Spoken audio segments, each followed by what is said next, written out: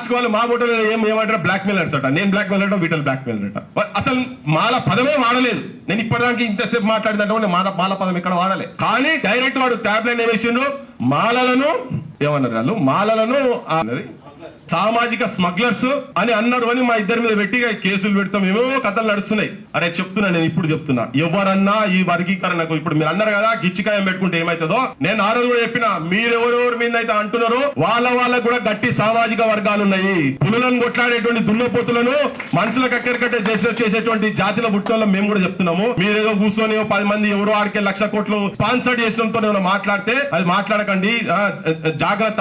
మీ పదాలు మీరు మాట్లాడే ముందు ఎవరి గురించి ఏం మాట్లాడుతున్నారో మేము ఈ వర్గాలకి ఉన్నాం కాబట్టి చెప్తున్నా. ఇప్పుడు చెప్తున్నా మళ్ళా, ఎవరెవరైతే నిజంగా కూడా వ్యతిరేకించి ఎదటోని దోపిడీ చేసుకుంటా నాకు ఆ దోపిడీ సొమ్మే కావాలని చెప్పడం అనుకుంటాడో వాడు ఉట్టిగా సామాజిక స్మగ్లర్లు, మాఫియాలు కాదు, డకాయిట్లు, దొంగలు, డాకులు. ఇలా చెప్పుకోరు, ఇక ఏం చెప్పుకుంటారో చెప్పుకోండి. ఎవరెవరైతే వ్యతిరేకిస్తారో, నేను ఏ కులం గురించి చెప్తలేను, ఎవరి గురించి చెప్తలేను. అది అగ్ర కులాలలో ఉండొచ్చు, బీసీలలో కూడా ఇలా 70 పైన ఉన్నటువంటి కులాల కనీసం వార్డు మెంబర్ కాలేదు, ఇలా వాళ్ళ వాటా కూడా మొత్తం అందరికి రావాల్సిందే.